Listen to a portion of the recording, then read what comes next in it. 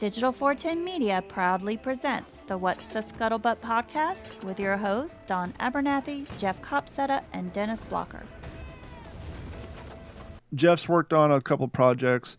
I did some background work on a couple episodes of the remake of The Right Stuff. It's a weird question unless you've been on a movie set or TV show set. Do you remember, because they shoot things out of sequence, do you remember what scene you wrapped when they said, that's it, that's a wrap for Scott Gibson, and how you felt? Because for people who don't know, when an actor or character, principal actor, when they're done filming their parts of a series, the director said, that's it, that's a wrap for so-and-so. And so do you remember what the last scene you recorded, and when they called that's a wrap for Scott Gibson, how you felt? It was episode 6, Tony Toe directing, and during the daytime, I had gone back down to base camp, and I didn't get wrapped. And I thought, okay. And it felt weird. And there was a kid he was part of the armory, this young kid, and he had he was a big fan and everything like that. And the 45 I carried, I never fired it. So I went down to the armory, and he was just so gung-ho. He's like, you have to fire this. You have to fire this. I don't care. I'm like, okay, yeah, that's like fantastic. Because I fired my carbine once in the series. That was it. I never fired the 45. And he was just like, he was so happy I fired the 45. And then I got brought back up to set. And James Badge Dale was filming something. And I got back up there.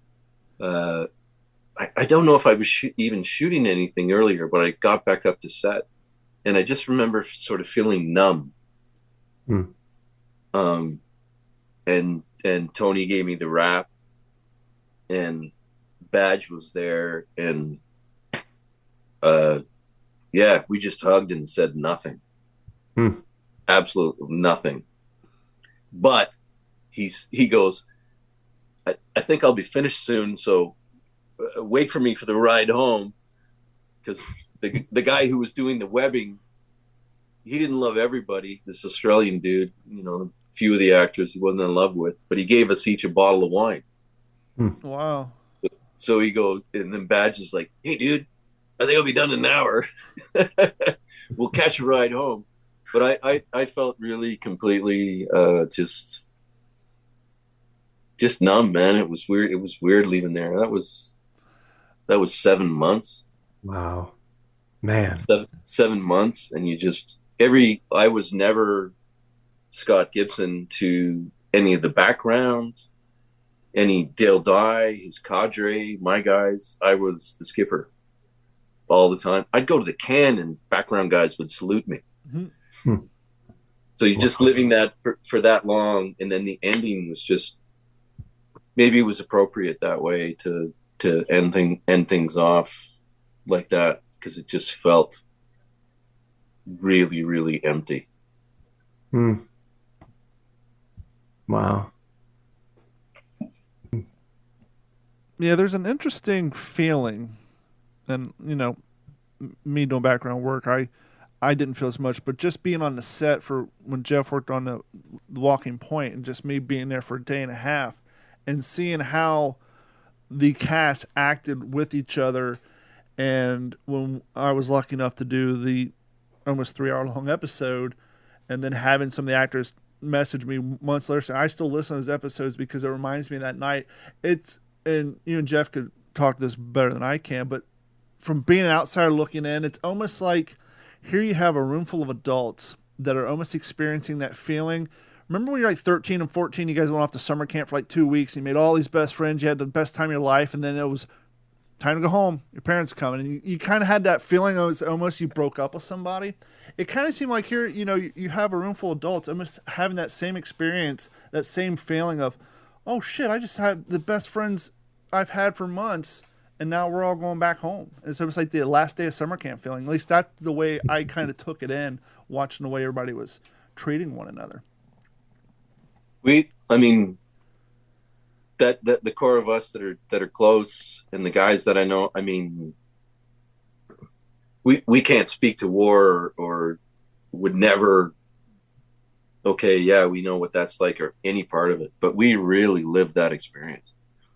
That, like, it was so intense, and we wanted to get it right so badly, and so invested in it for so long of a time, and that's why we're all still so close.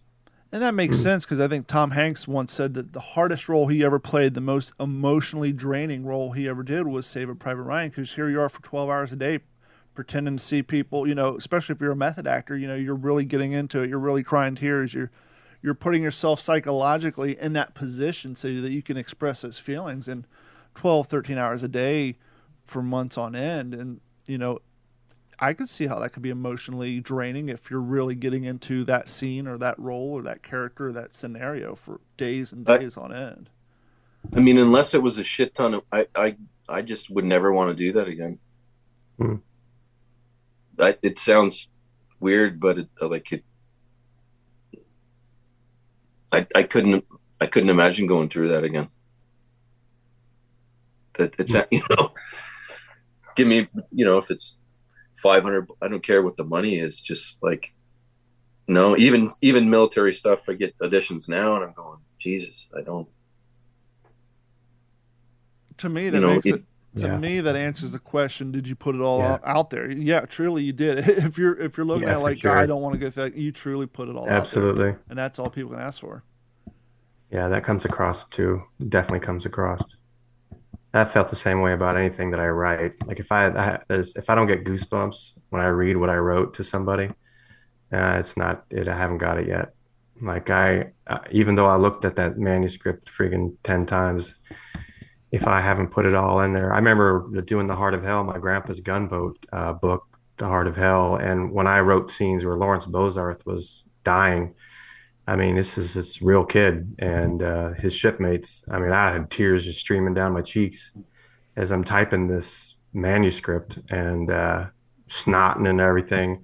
And it was just hitting hard. But then I knew if it hits me hard like that, it's going to hit the readers. And that's what I want. I want them to be in the footsteps of my grandfather at Iwo Jima. So absolutely, it takes everything out of you. And if it doesn't, you didn't do your job and you didn't put everything into it and you didn't honor the material. And I think that Band of Brothers, The Pacific, Masters of the Air, one thing that's very evident is everything rises and falls on leadership. And from the top down, it starts. And those at the top put in just as much attention to detail, and it just trickles down, and they make darn sure everybody that comes in after them is just as much into that attention to detail, and it comes across, and it's pretty awesome to see.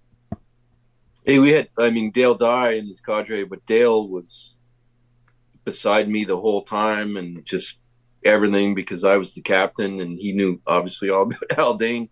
But filming episode 7, and because Andy goes gray, it was weird. I was wearing the helmet the whole time, but he went completely gray, so the hair team would have to put gray in my hair. So you do all the makeup and everything, and then I had to go through that. And then it was the day we were going up into the hills in Ep7, and it just took a long time. And I'm chatting with the lady who's putting the gray in my hair, but I knew it was like, oh shit, I'm gonna be in trouble. And I made it up to where they were shooting, and I went to Dale and I said, oh, Skipper, apologies, hair and makeup. And he was like, yeah, fuck. He made a comment or two, and then he goes, well, I played your part.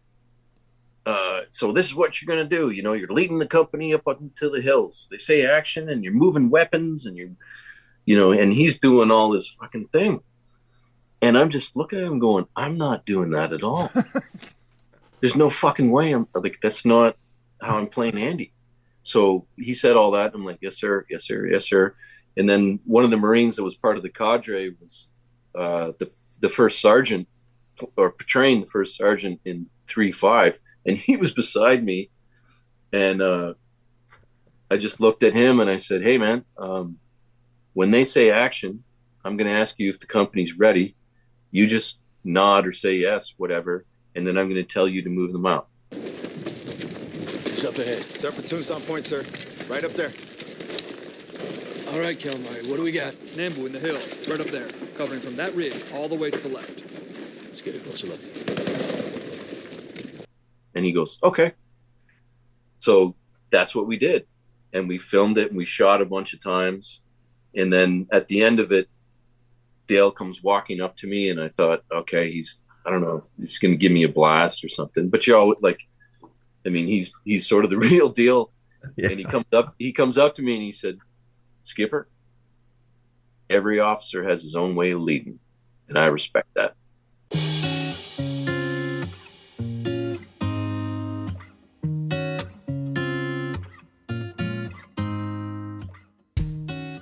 This has been a Digital 410 production.